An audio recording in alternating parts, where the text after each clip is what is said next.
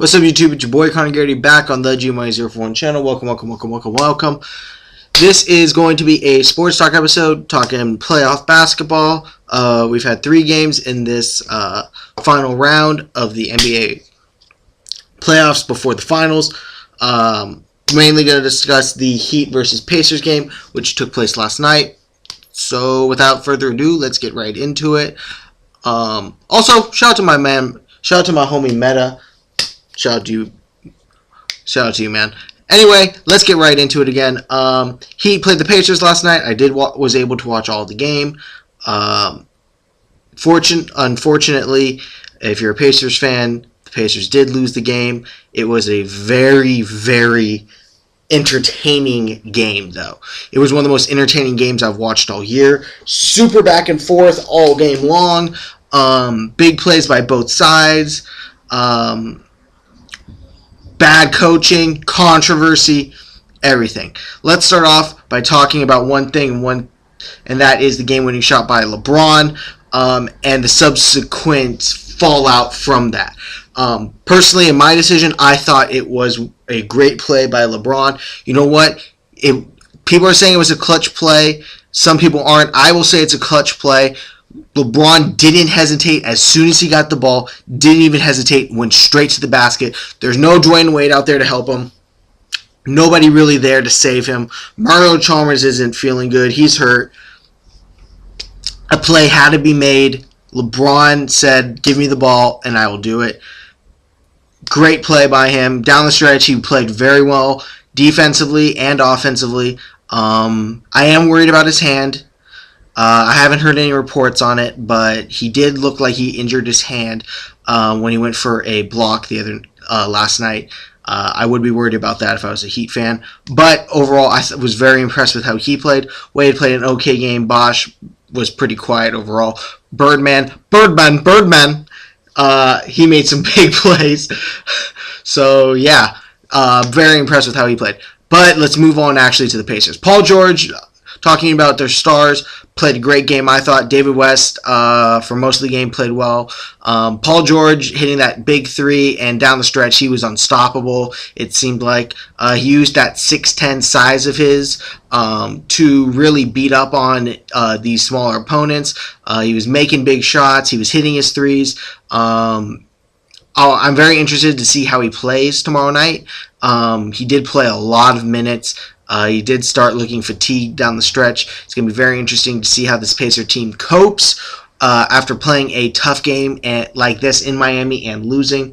But David West, Roy Hibbert, they played well. But speaking of Roy Hibbert, let's go back to that last play. Two last possessions, actually, by the Miami Heat. When Frank Vogel made the controversial choice to pull Roy Hibbert. And please comment on this if you anyone who watched this video with your opinion. In my opinion, that is arguably one of the dumbest moves in playoff basketball history. I'm a huge fan of Roy Hibbert, so maybe I'm skewed. But Roy Hibbert is a 7'2" long-armed defender. He is a rim protector. Okay? The guy can block shots. We saw it when Dwayne Wade drove to the basket and tried to lay one up earlier.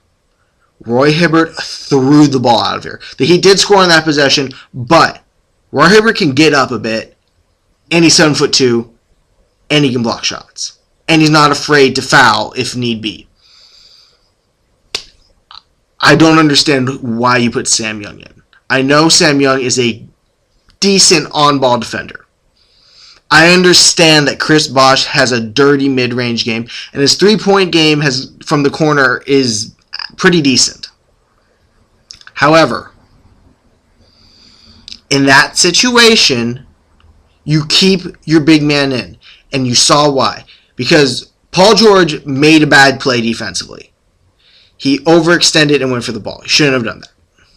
Should have just stayed with LeBron. But you know what? LeBron's probably going to get to the basket anyway.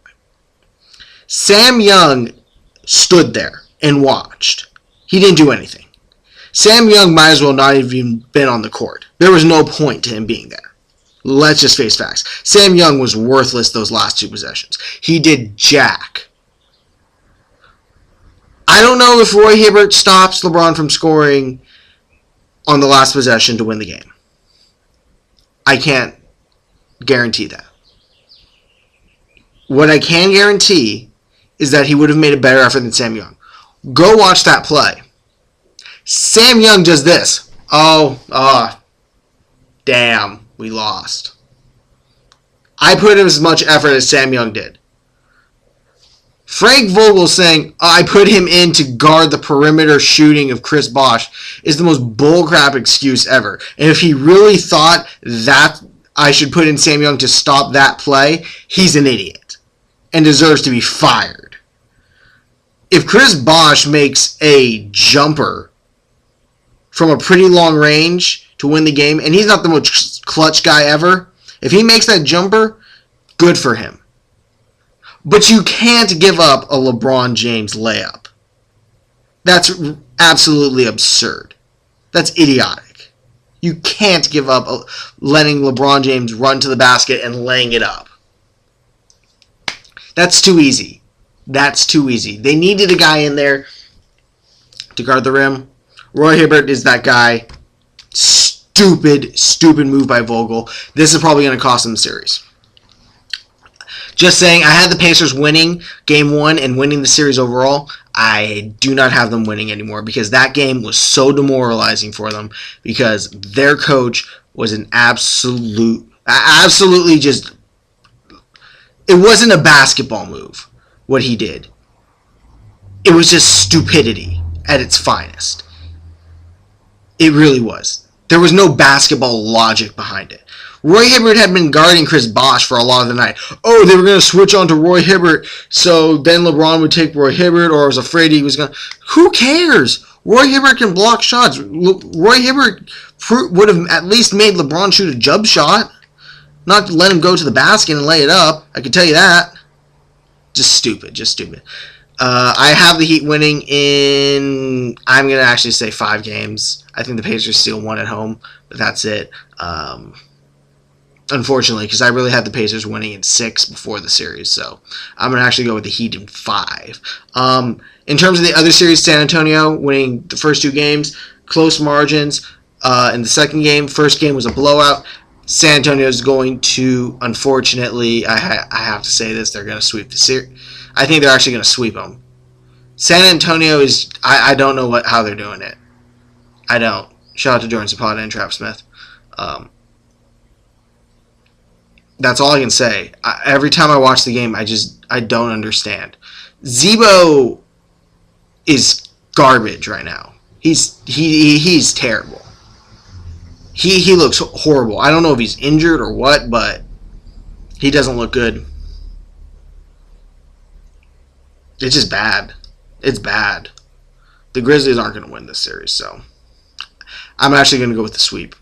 I know, controversial, but I'm going with the sweep just because I really like how San Antonio is playing. I think Parker's playing well. I think Ginobili's playing well. I think Duncan's playing well. I think that bench is playing well. I don't understand how San Antonio is doing it. I don't. But they are. It's insane. Greg Popovich is a hell of a coach. That's all I can say. Just Greg Popovich is a hell of a coach. And with that, I'm going to end this video. Thank you all for watching. This has been your boy, Connor Garrity, again on the GMoney041 channel. Remember, the is part of the name like The Ohio State University. Again, comment on everything I discussed in the show. The stars of the Heat, stars of the Pacers, especially Frank Vogel's decision to pull Roy Hibbert in the final 2 possessions of the game on defense, and who you think are going to win both of those series, and also on the Spurs, who you think is going to win those series. Who are you impressed by the Spurs? Are you not impressed by the Spurs? Do you think it's a fluke? Tell me your thoughts and feelings. And I'm going to hit you with a sneaker video right after this one. So again, thank you all for watching. This has been your boy Connor Garrity on the GMoney041 channel. And with that, I'm going to hit y'all with the peace.